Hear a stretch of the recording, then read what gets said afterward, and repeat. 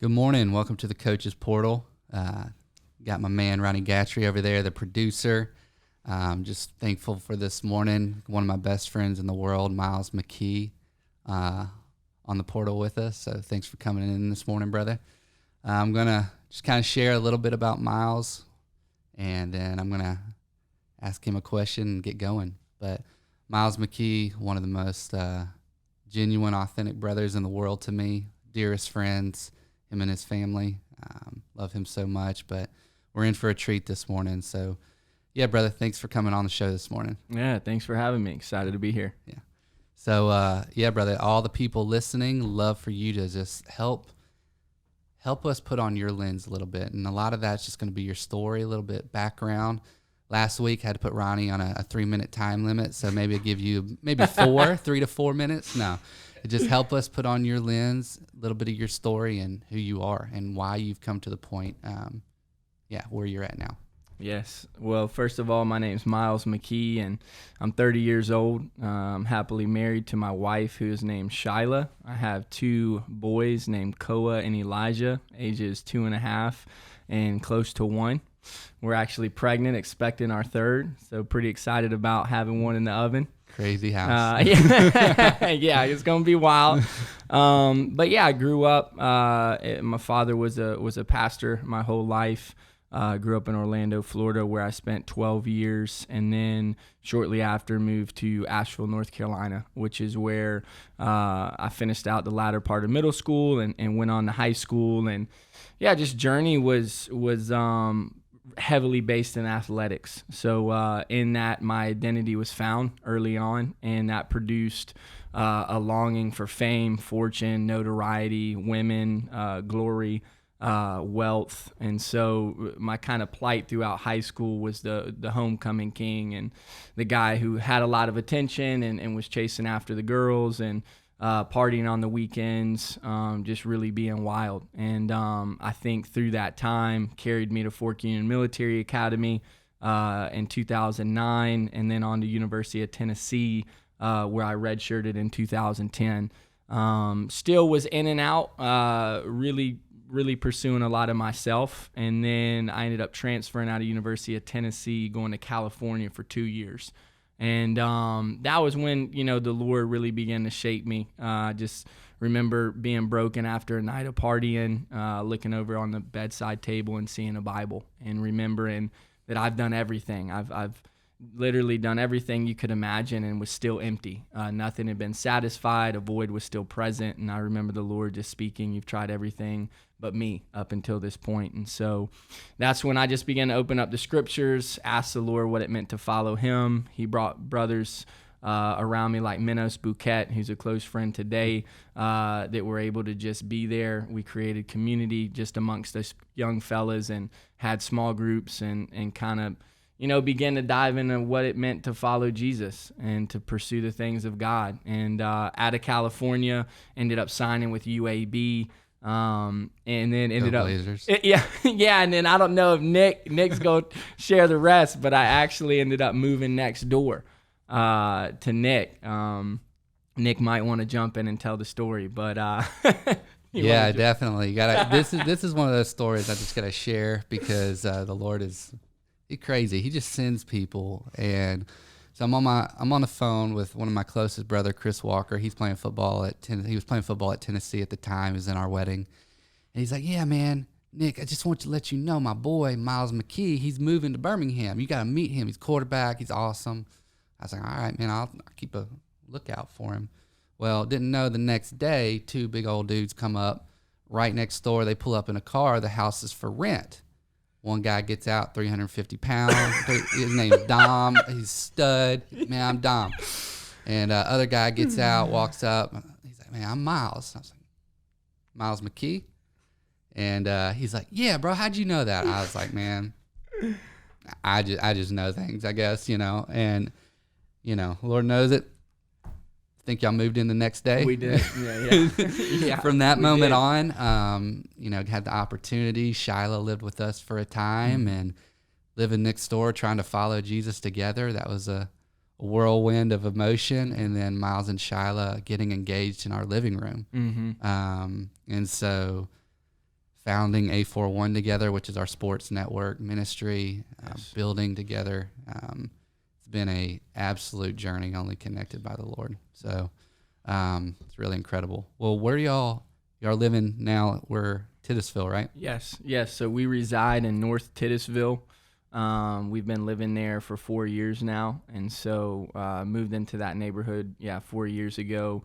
And that was a place where so much life had happened. I mean, it was a place where at the time when I met Nick, he was already having people over, gathering at his house pretty much daily. So much life was already being cultivated, and then coaching was a huge aspect. I would love, Nick, if you share just the beginning foundations of Titusville, coaching in Titusville, the park, and then I can kind of come into that. Yeah. So going on, I guess like 6 or 7 years ago, a lot of us had just gone in and, hey, let's start playing football one day a week. And then that kind of led into, hey, let's coach in the league. We were asked to coach in the league, and me and Myles have seen what coaches do for us to be able to relate to one another and to just be present.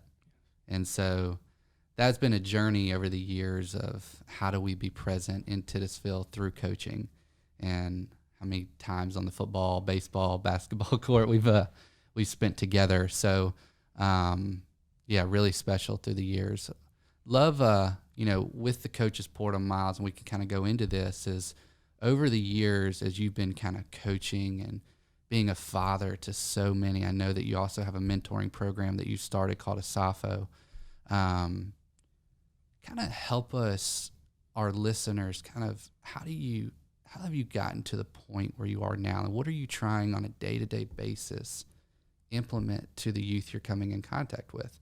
There's so many different environments, right? Because you're coaching at Parker, you're training at the indoor facility, you're being a father, you're running jobs programs, kind of all over the place. So help us a little bit, like so much everywhere. How do you keep it simple and just kind of go to these points, if you will? Yes, that's an incredible question. And I think for me, it all started with just, I think action was like the first step. The moments of being out at the park, those late nights, the conversations, the relationships. I think that was the buy-in. I think it was so many times on Nick's back deck where we were praying for so many kids, so many situations, so many relationships. And there was such a tie relationally to where I walked away and I could not do anything. And so I think action was a first step. And then I think relationships, as they were built over time, relationships became close, and they began to affect your emotions and your spirit and the posture in which we sit in on a day-to-day basis. And so that really brought me into the work. And I believe as we just continued to be faithful and obedient, the Lord just began to open one door after the next. And then you began to see, okay, well, refuge was stage one, just being present, offering safety, access to relationships, connection, network. And then it began, how do we grow more intentionally? And that was the Asafo movement, the after-school mentoring component, which is a Ghanaian term, which means a tribe of warriors known to protect the city being the kingdom of God, the king being our Lord and Savior, Jesus Christ. And so how do we be more strategic? How do we implement phases? How do we engage in a more direct manner? And so then you get older and you begin to climb the ladder, and you say, well, now these kids need work, and they need employment, and they need jobs, and they need resumes. And so I think the jobs and training program became next. And just through that, I began, one door opened after the next. And like Nick said, you date back 6-7 years ago when these kids were 9, and now Danielle Harris, who's our oldest one, is going to be a junior in high school. We just saw him on the way in, and he's working, and he's got a summer job. And so I think so much is just as you begin to move, as you begin to step, I think the Lord just goes out and kind of paves the way. Yeah, that's so incredible, man. There's 3 things I really heard right there. I'd like you to go into these 3 things a little bit more, because we got like really simple, and then we got like complex, like Yeah, really yeah. quick, you know. So, and that was awesome. It was like, wow, because the Lord just builds, he builds, he Yes. builds, and he's like, you just be faithful over Right. time, trust the process over time, and I'll build it. You just do you, simple, keep it simple, stupid, you know. Yes, yeah. Oh, No, yeah. but the three things that I heard were action, relationship, and then young warriors.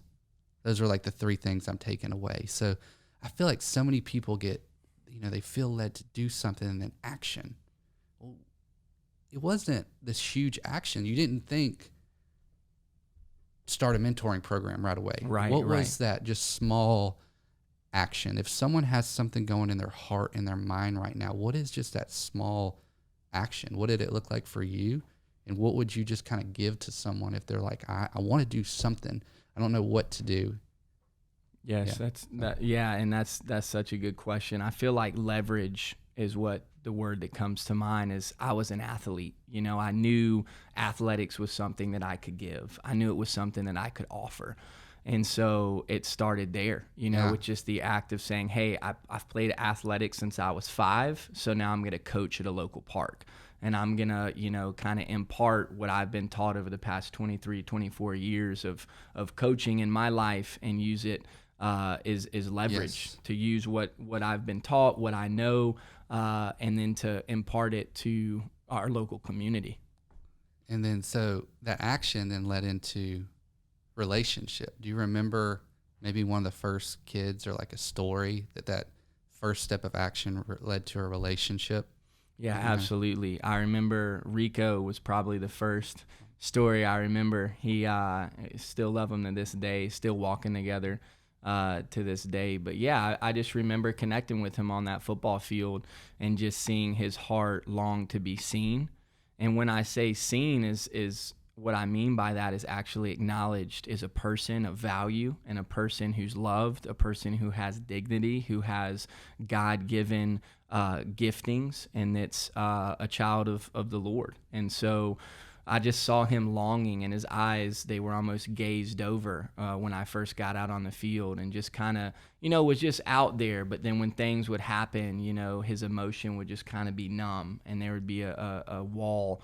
And so I just remember just having conversation after conversation and dropping him off and seeing where he lived and seeing his family. And at the time, Rico was living in a 3-unit, 1-bathroom apartment with 14 relatives and family members. And I remember dropping him off, meeting his family, going inside, and that began the plight of like, man, I'm not gonna stop here. I'm gonna continue to know Rico. I'm gonna know his family. And so that relationship was one of the primary relationships that kind of spurred just the ongoing motion in my heart that I want to be a coach. Mm-hmm. Yeah, and then that relationship led to another one, and then another one, and it was kind of this, man, a space has to be created, multiple spaces, not just one space can be created. My home has to be a space, the workspace, of mentoring, our indoor facility, whatever it was, is every space has to be leveraged to raise up young warriors, you know, young warriors that know how to work hard, that know how to show emotion, how to give emotion, how to love, how to care for one another. Like, you're pretty much talking about fathering, which I know that there's like 3 points that you really wanted to, or phrases that you really wanted to go into today. So I'd love for you to kind of share those like 3 things. I think the first one was more of like belief system. Yes. So yeah, it was beautiful. Me and Nick and Ronnie were talking earlier when we first got in here, but it was about kind of the DNA and how do you build, you know, your theology, your methodology of coaching, and kind of what do you channel into individuals. And I think I came up with 3 expressions is the word I like to use. And the first expression would be belief system. I believe that your belief system is what influences you, what guides you, what shapes you, what you follow, and it ends up being your source. And so I really try to just challenge everybody in their belief system. What do you believe and why do you believe it, and what is it producing? And so I think that's just a tangible outlet to say, hey, who are people that influence you? Who are people that guide you? And where are you finding your source? And so for me, it would be in the person of Jesus. That's my source, my guide, my direction. And it's found within the church. It's kind of the body of believers is what upholds that belief system and community and relationships and day-to-day life. And so that would be one. And then the second would be direction versus destination. I'm always preaching that to the individuals because, as I was sharing with Nick and Ronnie earlier, a destination is meaningless apart from directions on how to get there. So the analogy I use is if I go to Nick and I say, hey, I know $1 million is under a tree. And Nick's like, all right, let's go get it. And I'm like, well, I don't know how to get there. I just know Ronnie told me that $1 million is under a tree. Well, the destination is therefore meaningless if I don't have a map and directions on how to get there. And so for me, I believe the directions is in the framework. It's in the goals. It's in the process. It's in the small choices over a long period of time that produces your product, which then leads you into your destination. And finally, I have my last component is fatherhood, as Nick just spoke to. That anytime I feel like you talk to either of us, there's just you always can glean fatherhood. We love being fathers to our boys. We love being fathers to non-biological children. We love the rhythms, the meaning, the implications of what a father means and why a father exists. And then just the holistic nature of a family and the expression of marriage, because fatherhood is huge, but obviously our marriage is phase one. You know, that expression of marriage has been so important to share with my kids, the youth I'm with, for them to see that I'm faithfully married and committed to my wife, who I love. We've produced 2 kids out of that I father, and then to see my kids are a part of the work, you know, everywhere I'm at. And I love that about Nick as well. You're going to see one of his boys. You're going to see one of mine. I love bringing our families into the work. So that final pillar would be fatherhood and really just the expression of family. And Ronnie, one thing you got to remind me of, brother, is I have to write down questions when my brothers are speaking, because I feel like there's like 10 questions. Oh, I got to ask that. No, you got me next time. So, man, yeah. One of the things that you started out talking about when we were just talking about the first point was, kept coming to me, out of the heart the mouth speaks. Yes. And I kept thinking, out of the heart, like action. And so it shows what you truly value. Yeah. Your life will show what you truly value. Just see the actions on a day-to-day basis, and that's challenging. That's conviction. That's a lot. And then I know that's something we've talked about over time, especially with the process, is what does faithfulness over time look like? Mm-hmm. Yes. So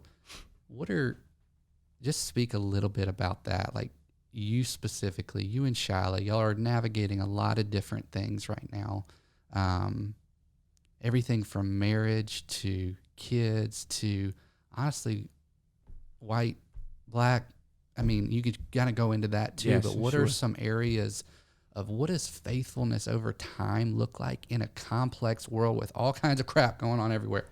So that's my question. I know I had a lot of questions in there. That's good. Go with it. I'll reel them out. That's good. Yeah, I think I do really want to speak to that, Nick. My wife is a black woman, and I'm raising up 2 black young men, you know, in my household. And I think that's been a journey throughout the years. And I think me personally, as being a white American, I have a responsibility. I have a responsibility to the church, to God, to my wife, to a people, to embrace history and what history represents in America, what it means to the black male and female of America, and the injustices upon which it was built. And so I think for me, a lot of that goes into what I'm doing now, is constantly, you know, advocating that it's not okay to sit idle. It's not okay to remain silent. It's not okay to not speak out on the injustices that we're currently experiencing in America. And so, there's so many tiers there, but I think step one is being vocal and letting my black brothers and sisters know that I stand with you. I'm partnered with you. I stand beside you. I will not remain silent. As Nick mentioned earlier, I'm at Parker High School, which is the oldest historical black high school in the city of Birmingham. It was established in 1900, and so it's 120 years old, and I'm the only white coach on that staff and really in that building. And I think when everything kind of began to happen, I knew I had to speak and just say, hey, I want y'all to know I'm not okay with this. This is not right. Then I'm going to fight this until the day that I die, that I will speak about this. I will take action. And I think where we've kind of, this journey has led us is action, is putting our money where our mouth is, and really advocating, but taking our resources, our privileges, our network, and doing everything we can to balance the scales, to say, hey, the network that we know, you now have access. The opportunities that we have opportunities to, we're going to put you in front of those opportunities. And so I think as a business leader and owner like yourself, Nick, we constantly are looking at how do we leverage? How do we redistribute? How do we find the Danielles, the Ricos, the AJs, the Kwames, the Kwans, and say, hey, we have a network that exists. We have business opportunity. We have people who are educated on business startups and will actually provide the funding to get you started on what you desire to do with your life. And so I think action has been huge into that, and it's been a journey. But there's a lot to that. Well, no, I love that, man. It's so good. It seems like action and faithfulness over time is leveraging where you live, your work, and where you play. Major environments of your life, and just saying all of these are leveraged for action. It is probably at times really easy to get almost like hopeless with what's going on, but to see the day-to-day and be in those relationships with the Ricos, the Kwames, and then be at your house, and them working hard, being at jobs on time, killing it every day. Yes. Faithfulness over time. I think that's what God is saying. Like, plant, water, plant, water, plant, water. So, yeah. And lastly, I just love for you to hit. It seems like that's fatherhood, right? Yes. We do have our marriages and our families, and we have our kids that aren't our biological kids, but it looks really similar, just the fathering. It's leveraging what we have to give to our sons and saying, like, this is almost like your inheritance. What I have is yours. Yes. This is what I have. I have a network. It is your network. Right. I have a house. It is your house. I have an indoor facility. It is your indoor facility. Yes. You better take care of it. We're going to brawl. Oh, yeah. Sure. So, there's just all of these things, like, that it's beautiful. Is it that simple? Yeah. And that's kind of the question is, and I know fatherhood, like all three of us at the table are fathers. Fathering ain't simple. Yeah. It ain't simple, no. But the concept of love, of giving everything you have, of repenting to your kid when you make a mistake. These are simple concepts that if we would operate in humility and not pride, we can all do them. Yes. And so, I don't know, man. I don't know if you have anything else to add to that, but I feel I think harping back to everything you're saying is right on point, Nick. And I think harping back to the issue of race, I think something I got to add to that is community and is a people. A specific story I have is my wife was just really struggling, and Nick actually knew everything that was going on, and he reached out and just called her, and she was just crying, and Nick said, you know what, I'm going to come over. I'm going to check on you. This is my wife who lived with them for 16 months, so as Nick says, we're best friends. We're best friends, and then we have 7 years of history, and so my wife sees Nick as a safe place, and Nick was just able to sit in that moment. And it was so powerful to her because she literally just wept for 30 minutes. And so I think having a white brother who she sees as family, that sees her in that moment, acknowledges what's going on, is able to cause so much hope, healing, redemption. And I think the Lord moves in that, because me as an individual, I have a part to play and I do it. But so much of it, apart from community, I lack everything. You know, I bring only but just a small percentage to an entire larger scale of the work. And so I think having community, having the church, having brothers and sisters that are also saying, hey, Myles isn't the only one. I'm standing right here too. And me 3, and me 4, and me 5. And I think that creates, you know, their strength in numbers. And so I think that being acknowledged in the community that we walk in is a powerful notion for racism, for what's happening. Our people are not quiet. They're not remaining silent. They're not okay with what's going on. And we speak to that in every opportunity. When it's mentioned, when it's brought up, Nick doesn't shy away from it, myself and several others. We're not going to back away from confrontation. We're not going to shy away from the truth. And so I think being led by our convictions creates safety. Yeah, brother. Well, wrapping all this up today, I feel like there's so much just trying to bring it all together that we can leave people with. But what I remember was when God gives you a conviction. Let's just tie it right there to what you just said. Yes. Conviction, and realizing what your conviction is and what your belief system is. Okay, once you figure that out, there's action that happens. Yes. It's a small action. It's going to the park and playing. What do I have to leverage? What do I have to give? Mm-hmm. What am I good at? I'm just going to leverage this. Yeah. Okay, and guess what? There's a relationship that comes from that. God, there are people crying out all the time, God, I need help. You ask God to help someone, he's going to give you someone to help. Yeah. We just got to be listening and actually make time to do it. Yes. That's the thing. We don't listen, we don't make time to do it. But when we open our ears, what was that last week, Ron? We talked about how many ears we got? 2. We got 2 ears. How many mouths we got?